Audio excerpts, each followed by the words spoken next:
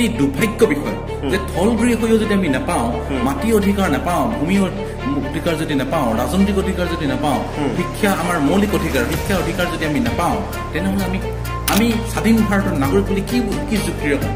স্বাধীন ভাৰতৰ নাগৰিক যদি সেই অধিকাৰখিনি নাপাওঁ, আমি বড়ো কছাৰীসকলৰ অন্যতম জনগোষ্ঠী আছে মৰাণসকল। বড়ো কছাৰীসকলতো আটাইকেইটা জনজাতিকৰণ দিয়া হ'ল, কিন্তু একমাত্ৰ মৰাণসকলকে কিয় জনজাতিকৰণ দিয়ে? ইতিমধ্যে ধাৰাবাহিক আন্দোলন ঘোষণা কৰিছো যে 2 ছেপ্টেম্বৰৰ পৰা 10 ছেপ্টেম্বৰলৈকে যিটো কাৰ্যসূচী হ'ল তাৰ সম্পূৰ্ণ ভাৰতবৰ্ষ কপি গৈছে। আপোনালোকে দেখিছে যোৱাকালি 10 তাৰিখে যিটো কাৰ্যসূচী হৈছিলে মৰাণ ছাত্ৰ সন্থাৰ উদ্যোগত, মৰাণ জনগণৰ সহযোগত যিকেইটা কাৰ্যসূচী হৈছিলে 30,000তকৈ অধিক মৰাণ জনগণ ওলাই আহিছে। অৰ্থাৎ চৰকাৰখনে ইমান দিনে যে বঞ্চিত কৰিলে, মিছা কথা কৈছিল জনজাতিকৰণ দি আছো বুলি, সেই কথাখিনি আমাৰ সাধাৰণ ৰাইজ অৱগত হৈছে। সেইবাবে হাজাৰ হাজাৰ মৰাণ মানুহ নিশা ভাগত ৰাজপথলৈ ওলাই আহিছে। ইয়াৰ পাছত যদি চৰকাৰে মৰাণ জনগণৰ কথা নুশুনে, মৰাণৰ কথা যদি গুৰুত্ব প্ৰদান নকৰে, তেনেহ'লে কিন্তু মৰাণ এনেও জংগী জনগোষ্ঠী আৰু জংগী হ'ব। ইয়াতকৈ জংগী আন্দোলন মৰাণ ছাত্ৰ সন্থাই স্বীকৃতি পাইছে, কিন্তু মৰাণসকল আজিও অন্তৰ্ভুক্ত নহয়। শিক্ষিত বেকাৰ যুৱক যুৱতীসকলৰ ভাগ্য কোনে ল'ব? ST নোহোৱাৰ ফলত তেওঁলোক কিমান ক্ষতিগ্ৰস্ত হৈছে, এই উত্তৰ চৰকাৰ হাতত আছেনে? চৰকাৰে যদি বাৰে বাৰে একেই প্ৰতিশ্ৰুতি দিয়ে থাকে, তেওঁলোকে যদি কোনো ধৰণৰ পদক্ষেপ হাতত নলয়, তেওঁলোকে অকল ভোটৰ সময়ত ব্যৱহাৰ কৰাৰ এক উপায় হ'ব নেকি? মৰাণসকলৰ ঐতিহাসিক পৰিচয়, ভূমিপুত্ৰ সত্তা, ভাষা, সংস্কৃতি সকলো লৈও যদি তেওঁলোকে ST প্ৰদান নকৰে, তেন্তে আমাৰ ভৱিষ্যত প্ৰজন্মক তেওঁলোকে কি বাৰ্তা দিব? আজি এই সকলো বিষয়বস্তু আমাৰ এই চিনাকি অচিনাকিৰ মাজে এই অনুষ্ঠানটো আমাৰ লগত সদৌমান ছাত্ৰ সন্থাৰ বৰ্তমান সভাপতি শ্ৰীযুত বলিন্দ ককাইদেউক আমাৰ এই অনুষ্ঠানলৈ নিমন্ত্ৰণ কৰিছো। তেখেতৰ পৰা এই বিষয়ত জানিবলৈ চেষ্টা কৰিম। গতিকে দেৰি নকৰি আলোচনা মাজলৈ যাবলৈ চেষ্টা কৰিম। নমস্কাৰ, সকলোকে পুনৰবাৰ স্বাগতম জনাইছোঁ আমাৰ চেনেলৰ অন্যতম ভিডিঅ'লৈ। আৰু আজি আমাৰ এই চিনাকি অচিনাকিৰ মাজে আমাৰ অনুষ্ঠানত আছে সদৌমান ছাত্ৰ সন্থা শ্ৰীযুত বলিন্দ ককাইদেউ, বৰ্তমান সভাপতি। ককাইদেউ, পোনপ্ৰথমে আপোনাক আমাৰ এই চিনাকি অচিনাকিৰ মাজে এই অনুষ্ঠানলৈ স্বাগতম জনাইছোঁ। নমস্কাৰ। প্ৰথমে ক'ব বিচাৰিছোঁ, আমাৰ এই চিনাকি অচিনাকি এই অনুষ্ঠানটোত বিভিন্ন ধৰণৰ বিষয়বস্তুৰ ওপৰত আলোচনা কৰা হয়। আচলতে যিহেতু আমাৰ এই মৰাণ জনগোষ্ঠীৰ এটা খুব ডাঙৰ এটা সমস্যা আছে, এই বিষয়বস্তুক লৈ বৰ্তমান সমস্যা ভুগি আছে। গতিকে এই বিষয়টোৰ ওপৰত আজি এই ভিডিঅ' তৈয়াৰ কৰিম বুলি ভাবিছোঁ। নিশ্চিতভাৱে আমাৰ সহযোগিতা থাকিব। অসমৰ আদিম জনজাতি মৰাণসকল আছিলে, এই ভূখণ্ডৰ মালিক আমি আছিলো, মৰাণসকল আছিলে। তেতিয়া মৰাণ, বৰাহী আৰু চুতীয়া সম্ৰাটখণ্ডৰ মালিক আছিল গৃহত। এই গৃহতে থকাৰ পাছত 1228 খ্ৰীষ্টাব্দত যেতিয়া মৰাণ আহোম আহিছিল, তাতকে কিন্তু বহু হাজাৰ বছৰৰ পৰা 5,000 বছৰ আগৰ পৰা মৰাণসকলে এই ভূখণ্ড কৰিছিল। আমাৰ জনগোষ্ঠীটো ইয়াত যেতিয়া আছিলে, সেই 1228 খ্ৰীষ্টাব্দত যেতিয়া আহোমসকল আহিছিলে, সেই সময়ত মৰাণৰ ৰজা, শেষৰজন ৰজা বড়োচা আছিলে।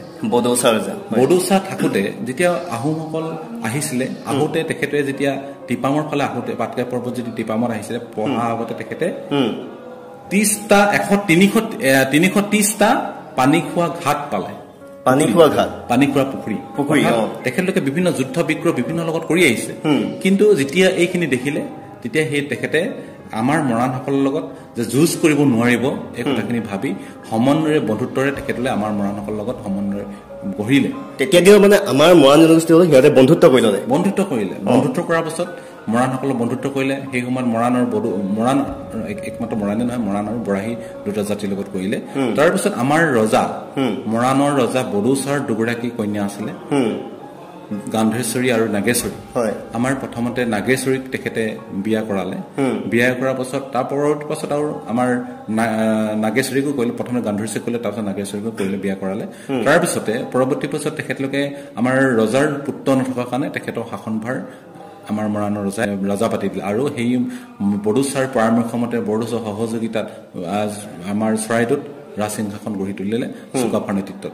এতিয়া কথা হ'ল কি, সেই জাতিটোৰ সেই তেতিয়াৰ পৰা তাত তেখেত চুকাফাৰ বহু আগৰ বছৰ, হাজাৰ বছৰ আগৰ পৰাই ভূখণ্ডত গৰাকী হিচাপে মৰাণসকলে বসবাস কৰি আছিলে। নিজৰ বৈশিষ্ট্যৰে পূৰ্ণ এটা জনগোষ্ঠী হৈছিলে। আজি কিন্তু মৰাণসকল অৱহেলিত, লাঞ্ছিত হৈছে, বঞ্চিত হৈছে। এইটো মৰাণ জনগোষ্ঠীৰ কাৰণে আটাইতকৈ দুখৰ কথা।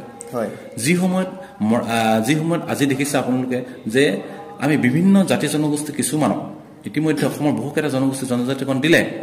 সেই একেই জনগোষ্ঠীৰ একেলগতে থকা যেনেকৈ এই সময় এইটো ভূমিখণ্ডত মৰাণসকল আছিলে, ওচৰতে আছিলে কছাৰীসকল, দেউৰীসকল, মিচিংসকল বা অন্যান্য বিভিন্ন জাতি জনগোষ্ঠীবিলাক একেলগতে আছিলে। কিন্তু একেই আমিও কিন্তু একেই বড়ো মূল্য, একেই বড়ো কছাৰী মূল্য আমি মৰাণসকল।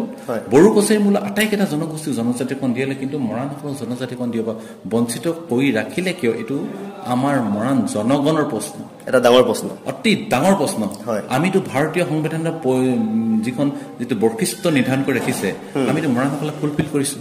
আটাইকেইটা বৈশিষ্ট্য মৰাণসকল ইতিমধ্যে আছেই, যিখিনি প্ৰয়োজনীয়। আৰু কি বিচাৰিছে? ভাৰতীয় সংবিধানে বিচৰা গোটেইকেইটা বস্তু আছে।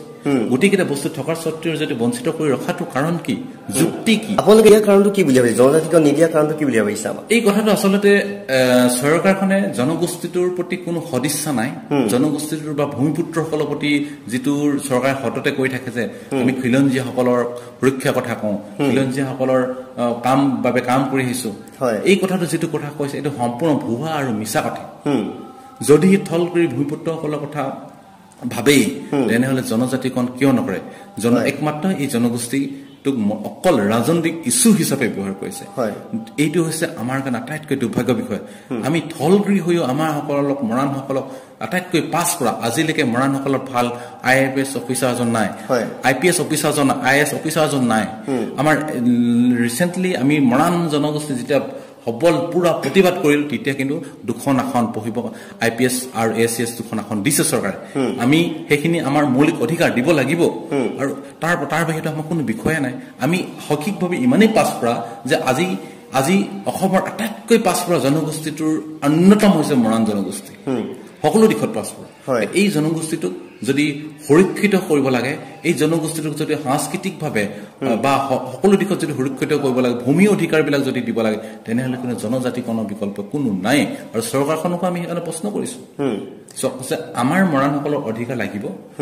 এতিয়া বসুন্ধৰা আইন আনিছে চৰকাৰে, তেখেতলোকে সুৰক্ষাৰ কথা, ভূমিপুত্ৰ সুৰক্ষাৰ কথা বিভিন্ন ধৰণৰ কথা কৈ আছে। কথাটো হল কি, বসুন্ধৰা আইনে যদি তেখেতলোকে কি দিছে, মৰাণসকলক আমি থল ভূমিপুত্ৰ হৈ মাটি কিমান দিছে, আমাৰ 2 বিঘা 3 বিঘা 5 বিঘা ম্যাদি দিছে, চহৰ অঞ্চলত কথা হিচাপে দিছে। দুখৰ বিষয় যে আমি থলগুৰি ভূমিপুত্ৰ হৈ আমি এয়াৰ হয়, ভূমিৰ মালিক আমি হয়। আমাৰতো মৰাণসকলৰ ভূমি 100 বিঘাও থাকিব পাৰে, 500 বিঘাও থাকিব পাৰে, 1000 বিঘাও থাকিব পাৰে, কিন্তু গোটেইখিনি মাটি আমাক দিব লাগিব, নিশ্চিতভাৱে দিব লাগিব। কিন্তু তেখেতে এইটো ব্যৱস্থা কৰিছে। আমি কিয় মানি ল'ম? বেংমাৰ ৰাজ্যখন কাৰ আছিলে? আমাৰ আছে। তিনিচুকীয়াত আমাৰ মাটি আছে, আমাৰতো সেই ৰজাৰ দিনীয় মাটি আমাৰ আছে। সেই মাটিবিলাকতো আমাৰ পূৰ্বপুৰুষৰ মাটি। চৰকাৰে কিমান দিছে জনজাতি গম পায় নে? 11 বিঘা মাটি তুলনাত তেখেতলোকে আমাক 2 কঠা মাটি দিছে। 2 কঠা মাটি ম্যাদীকৰণ দিবৰ কাৰণে তেখেতে কৰিছে। আমি কিয় মানি ল'ম কওকচোন? আমাৰ মাটিবিলাক কি আমি তেখেতলোকক দি দিম নেকি? কৈছো, মৰাণ ছাত্ৰহঁতে কৈছে যে মৰাণ জনগণৰ কণ্ঠ, মৰাণ জনগণৰ হৈ আমি কৈছো, মৰাণে মাটি কেতিয়াও নিদে, লাগিলে তেজ দিব, তেজ দি হলেও মাটিক সুৰক্ষা কৰিব মৰাণ জনগণে। আৰু সেই যেনেদৰে এসময়ত স্বৈৰতন্ত্ৰৰ বিৰুদ্ধে, শোষণতন্ত্ৰৰ বিৰুদ্ধে মৰাণসকলে গণ বিদ্ৰোহ কৰিছিলে, মৰাণে গণ বিপ্লৱ কৰিছিলে, বিশ্বৰ আটাইতকৈ প্ৰথম গণ বিদ্ৰোহ কৰা জনগোষ্ঠী হৈছে মৰাণ জনগণক। আৰু সেই একেই বিদ্ৰোহ কৰিবলৈ কিন্তু মৰাণে অকণমানো কুণ্ঠাবোধ নকৰে। ইতিমধ্যে মৰাণে সেইবাবে সংকল্পবদ্ধ হৈছে। আমি মৰাণসকলে একত্ৰিত হৈছো, এই সংগ্ৰামৰ বাবে ইতিমধ্যে আমি সাজু। জনজাতিকৰণ আৰু 6ষ্ঠ অনুসূচীভুক্ত স্বায়ত্ত শাসনৰ দাবী ইমান দীৰ্ঘদিনীয়া এটা চলি থকা সংগ্ৰামৰ ফল মৰাণ জনজাতিসকলে কেতিয়ালৈ লাভ কৰিব বুলি আপুনি ভাবে? আৰু জনজাতিকৰণ নোপোৱাৰ মূল উদ্দেশ্য কি বুলি ভাবে? জনজাতিকৰণ মৰাণসকলৰ জন্মচক্ৰৰ অধিকাৰ। আমি সৌমাৰখণ্ড আটাইতকৈ পুৰণি জনগোষ্ঠীটো হৈছিল মৰাণ। সেই সময়ত সৌমাৰখণ্ডত মৰাণ, বৰাহী, চুতীয়া বাস কৰিছিল। সেই বসবাস কৰা জাতীয় গোষ্ঠী আটাইতকৈ ইমান পুৰণা জনগোষ্ঠী হৈও আটাইকেইটা বৈশিষ্ট্য থকা স্বত্তেও আজিলৈকে জনজাতিকৰণ নোপোৱাটো মৰাণ জনগোষ্ঠীটোৰ কাৰণে আটাইতকৈ দুৰ্ভাগ্য বিষয়। যি সময়ত ভাৰত চৰকাৰখনে বা বৰ্তমান বিজেপি চৰকাৰখনে জনজাতিকৰণ দিম বুলি মৰাণসকলক প্ৰতিশ্ৰুতি প্ৰদান কৰিছিল, তাৰ আগতে কংগ্ৰেছ চৰকাৰখনেও মৰাণসকলক জনজাতিকৰণ দিম বুলি 15 বছৰ কিন্তু জনজাতিকৰণ দিম প্ৰতিশ্ৰুতি আগৰ চৰকাৰখনে কৈছিলে নিশ্চিতভাৱে। তাৰ আগত AJP গভৰ্ণমেণ্টেও মৰাণসকলক জনজাতিকৰণ দিম বুলি ক'লে, তেখেতলোক 10 বছৰ থাকিলে, কিন্তু তেখেতলোকো নকৰিলে। বৰ্তমান বিজেপি চৰকাৰখনতো কথা নকয়েই, তেখেতলোকে 2014 চনত শাসনলৈ গাদীলৈ অহাৰ প্ৰাকখনতে মৰাণসকলক জনজাতিকৰণ দিম বুলি তেখেতে প্ৰতিশ্ৰুতি দিছিলে। প্ৰতিশ্ৰুতি কোনো ব্যৱস্থা গ্ৰহণ নকৰিলে। অতি দুৰ্ভাগ্য বিষয়। যি সময়ত যি সময়ত বহিৰাগতক আহিবৰ বাবে তেখেতলোকে কা আইনৰ দৰে এটাখন আইন আনি আমাৰ থলগুৰি ভূমিপুত্ৰসকলৰ বাবে তেখেতলোকে আমাক বেলা এটা পথলৈ নিবলৈ পঠিয়াই যাবলৈ সক্ষম হৈছে যিদৰে কা আইনখনৰ যোগেদি আমাৰ মাটিবিলাক ভূমিবিলাক বহিৰাগতে দখল কৰি থাকিব ভূমিবিলাক দিয়াৰ ব্যৱস্থা কৰিছে তেনে ক্ষেত্ৰত কিন্তু থলগুৰি ভূমিপুত্ৰ মৰাণসকলৰ জনজাতিকৰণৰ বিষয়টো আজি পৰ্যন্ত আলোচনা নহল এটি অতি দুৰ্ভাগ্য বিষয় যে থলগুৰি হৈও যদি আমি নাপাওঁ মাটি অধিকাৰ নাপাওঁ ভূমি অধিকাৰ যদি নাপাওঁ ৰাজনৈতিক অধিকাৰ যদি নাপাওঁ শিক্ষা আমাৰ মৌলিক অধিকাৰ শিক্ষা অধিকাৰ যদি আমি নাপাওঁ তেনেহ'লে আমি স্বাধীন ভাৰতৰ নাগৰিক বুলি কি যুক্তিৰে ক'ম স্বাধীন ভাৰতৰ নাগৰিক হৈও যদি সেই অধিকাৰখিনি নাপাওঁ আমি বড়ো কছাৰীসকলৰ অন্যতম জনগোষ্ঠী হৈছে মৰাণসকল বড়ো কছাৰীসকলতো আটাইকেইটা জনজাতিকৰণ দিয়া হ'ল কিন্তু একমাত্ৰ মৰাণসকলকে কিয় জনজাতিকৰণ দিয়া হয় এইটো আমাৰ চৰকাৰলৈ প্ৰশ্ন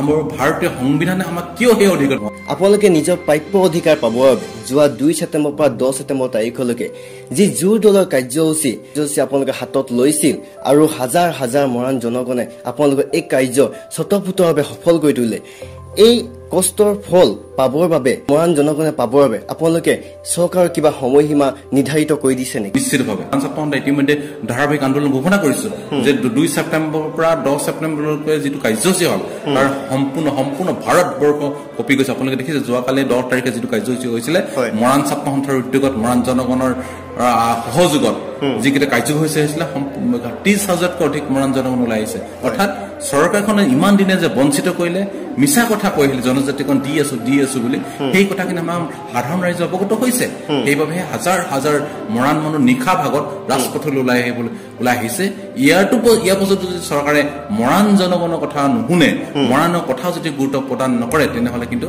মৰাণ এনেও জংগী জনগোষ্ঠী আৰু জংগীয়া হ'ব ইয়াতকৈ জংগী আন্দোলন মৰাণ ছাত্ৰ সন্থাই ঘোষণা কৰিব আপোনালোকৰ যিহেতু গুৱাহাটীলৈ ৰাজ্য চৰকাৰ বা অসম মুখ্যমন্ত্ৰী আলোচনাপন্থীলৈ মাতে আৰু এইবাৰো আগৰ দৰে তেনেকে বাৰে বাৰে আলোচনাপন্থীৰ পৰা দিম বুলি প্ৰতিশ্ৰুতি দিছে আৰু এইবাৰ তেনে আগৰ দৰে হ'ব নে বেলেগ ব্যৱস্থা ল'ব আমি যেতিয়া 2 ছেপ্টেম্বৰৰ পৰা আন্দোলন ঘোষণা কৰিছিলো তাৰ আগদিনাখনে কিন্তু আমি আমাক আলোচনালৈ মাতিলে আমাৰ তিনিচুকীয়াত গাৰ্জেন মিনিষ্টাৰ বিমল বৰা ডাঙৰীয়াৰ নেতৃত্বত আমাৰ আলোচনা হ'ল আমি স্পষ্টভাৱে কৈছো জনজাতিকৰণ দিবনে নিদিয়ে কওক আদাৰিছ মৰাণ জনগোষ্ঠী জনজাতিকৰণৰ বাহিৰে কোনো আলোচনা মৰাণ ছাত্ৰ সন্থাই মৰাণ জনগণে মানি নলয় এইটো কথা স্পষ্টভাৱে কৈছো আৰু আমি কৈছো পুনৰ এই চেনেলৰ মাধ্যমে ক'ব বিচাৰিছো যে মৰাণসকলৰ জনজাতিকৰণৰ বিকল্প কোনো মানি নলয় এইটো চিৰসত্য কথা আৰু জনজাতিকৰণ লাগিবই আৰু ভাৰত আৰু চৰকাৰেও যিমানেই যি ললিপপ নিদিয়ক লাগিলে সেই ললিপপ মৰাণ ছাত্ৰ সন্থা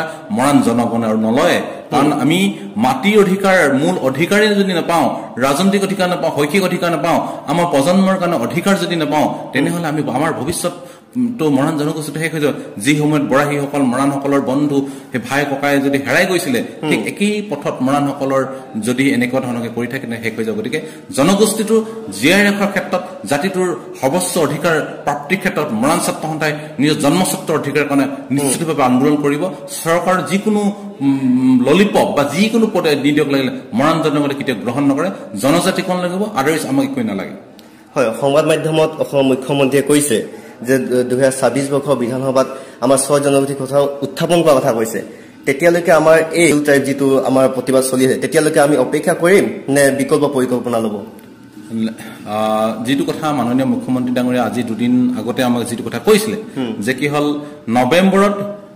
নৱেম্বৰত তেখেতলোকে অধিৱেশনত আমাৰ প্ৰতিবেদন পাঠ কৰিব প্ৰতিবেদন মোৰ কথা হ'ল যে আমাৰ মৰাণ জনগোষ্ঠীৰ এটা প্ৰশ্ন যে কি হ'ল যদি আপোনালোকে মৰাণসকলক জনজাতিকৰণ দিবলৈ নৱেম্বৰত যদি কথা ভাবিছে তেনেহ'লে আপোনাৰ মাননীয় মুখ্যমন্ত্ৰী ডাঙৰীয়া আপুনি দেখোন 10 বছৰ আগতে এই প্ৰমিছ কৰিছিলে 10 বছৰ ফুলফিল নকৰা লাষ্ট অধিৱেশনত 26ৰ ইলেকশ্যনৰ আগত আপোনালোকে এই লাষ্টৰ যিখন অধিৱেশন হ'ব এই লাষ্ট অধিৱেশনত আপোনালোকে উঠা কাৰণটো কি নিশ্চিতভাৱে কিবা ৰহস্য আছে সেই কথা মৰাণ জনগণ অৱগত হৈছে গতিকে আপোনাৰ কথাত মৰাণ জনগণৰ ভুল নাযায় এইটো চিৰসত্য কথা মৰণানী মুখ্যমন্ত্ৰী ডাঙৰীয়া আপোনাৰ কথাত মৰাণ জনগণে আপোনাৰ কথা বুজি পাইছে আপুনি মৰাণ জনগণক লাঞ্ছিত কৰিছে অৱহেলিত কৰিছে তাৰ প্ৰত্যুত্তৰ কিন্তু মৰাণ জনগণে দিব আৰু ইতিমধ্যে কলোই যে কি হল আপোনালোকক মাধ্যমৰ যোগেদি কৈছো আৰু আমাৰ ইতিমধ্যে আমি বিভিন্ন নিউজ চেনেলক কৈছো 10 তাৰিখে আমি ঘোষণা কৰিছো তো আমি মৰাণ ছাত্ৰ সন্থাই কৈছো যে